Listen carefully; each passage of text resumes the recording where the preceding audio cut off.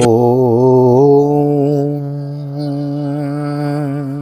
हरि ओम। ओम। जय श्री राधे, जय श्री कृष्ण। आप सभी को एक बार पुनः आप सभी का बहुत बहुत स्वागत है। आप सबके YouTube चैनल VKVPS परिवार श्रीधाम वृंदावन। मैं राधेश्याम वशिष्ठ आप सभी का बहुत बहुत स्वागत करता हूँ। ले चलता हूँ आज के पावन पर्व की कथा प्रसंग की ओर। Because today have Ekadashi, Putrada Ekadashi, Paush मास के शुक्ल पक्ष की आज एकादशी है। आज की एकादशी का नाम है पुत्रदा एकादशी। तो आप सभी वैष्णव जनों को, सभी विश्व भर के वैष्णव भक्तों को एकादशी, पुत्रदा एकादशी की बहुत बहुत हार्दिक शुभकामनाएं, बहुत बहुत बधाई। मैं राधेश्याम वशिष्ठ नित्य आपको इस VKVPS परिवार चैनल पे श्रीमद् भागवत की कथा श्रवण करने को प्रदान करता हूँ और एकादशी पे भी आपको कथा प्रदान करने का प्रयास रहता है। पिछली बार किसी कारणवश आपको कथा न मिल पाई, बट आज पुत्रदा एकादशी की महात्म की कथा हम आपको श्रवण कराने जा रहे हैं। नए आए हैं चैनल को सब्सक्राइब कर लें, बेल आइकन को प्रेस कर दें और आइए आज की पावन कथा प्रसंग में हम प्रवेश करते हैं। सर्वप्रथम मेरे साथ जय जयकार करेंगे। बोलो एकादशी महोत्सव की जय। एक दिन अर्जुन ने पूछा, हे कृष्ण, अब आप पौष माह के व्रत के बारे में समझाइए। उस दिन कौन से देवता का पूजन होता है तथा उसकी विधि क्या है। इस पर भगवान श्री कृष्ण बोले, हे राजन, पौष मास की शुक्ल पक्ष की एकादशी का नाम है पुत्रदा। इसका पूजन विधि से करना चाहिए। इस व्रत में नारायण भगवान की पूजा करनी चाहिए। संसार में पुत्रदा एकादशी व्रत के समान अन्य दूसरा व्रत नहीं है। इसके पुण्य से मनुष्य तपस्वी, विद्वान और धनवान होता है। इसकी एक कथा है, उसे सुनो। एक नगरी है जिसका नाम है भद्रावती। भद्रावती नगरी में सुकेतु मान के नाम का एक राजा राज्य करता था। वह निसंतान था। और देखो, आज की एकादशी का नाम ही है पुत्रदा। तो जिनको पुत्र रत्न की इच्छा हो और पुत्र रत्न जिनके ना हो, तो वह इस कामना को लेकर आज का व्रत कर सकते हैं, कथा श्रवण कर सकते हैं। तो महाराज वह निसंतान था। उसकी स्त्री का नाम था शैव्या। वह सदैव निपुत्री होने के कारण चिंतित रहती थी। उस पुत्रहीन राजा के पितर रो रो कर पिंड लेते थे कि इसके बाद हमें कौन पिंड देगा। इधर राजा को भी बंधु बांधव, मंत्री, मित्र, राज्य, हाथी, घोड़ा आदि से भी संतोष नहीं होता था। उसका एकमात्र कारण पुत्रहीन होना था। वह विचार करता था कि मेरे मरने पर मुझे कौन पिंड देगा।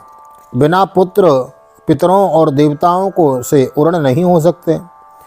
जिस घर में पुत्र न हो वहाँ सदैव अंधेरा ही रहता है। इस तरह राजा रात दिन इसी चिंता में लगा रहता। एक दिन राजा ने अपना शरीर त्याग देने की सोची, परंतु विचार करने लगा कि आत्मघात करना तो महापाप है। राजा इस तरह मन में विचार करके एक दिन छिपकर वन को चल दिया। राजा घोड़े पर सवार होकर वन पक्षियों और वृक्षों को देखने लगा। उसने वन में देखा कि मृग, बाघ, सूअर, सिंह, बंदर, सर्प आदि भ्रमण कर रहे हैं। हाथी अपने बच्चों और हथनियों के बीच में घूम रहे थे। उस वन में राजा ने देखा कि कहीं तो सियार कर्कश शब्द कर रहे थे और कहीं मोर ध्वनि कर रहे थे। वन के दृश्यों को देखकर राजा को सोच विचार में दोपहर हो गई। अब राजा को भूख और प्यास लगने लगी। वह सोचने लगा कि मैंने अनेकों यज्ञ किए हैं और ब्राह्मणों को मधुर भोजन कराया है, परंतु फिर भी मुझे यह दुख क्यों मिल रहा है। राजा प्यास के कारण बहुत बेचैन होने लगा और पानी की तलाश में आगे बढ़ा।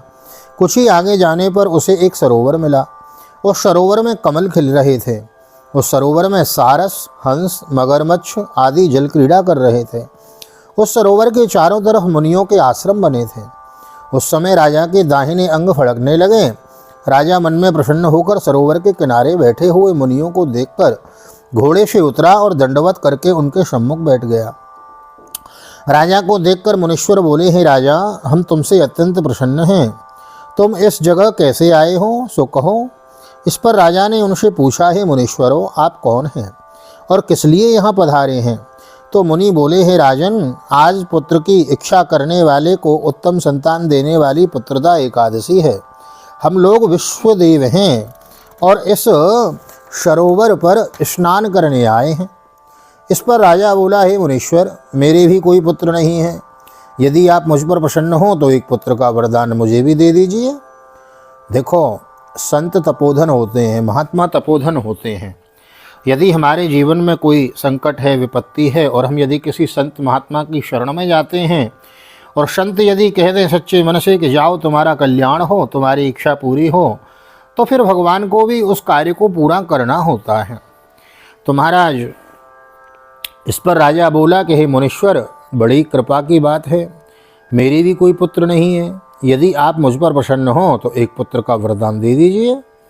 मुनि बोले, हे राजन, आज पुत्रदा एकादशी है और इसका व्रत करें। भगवान की कृपा से आपके अवश्य ही पुत्र होगा। मुनि के वचनों के अनुसार राजा ने उस दिन पारायण किया और मुनियों को प्रणाम करके अपने महल को वापस आया।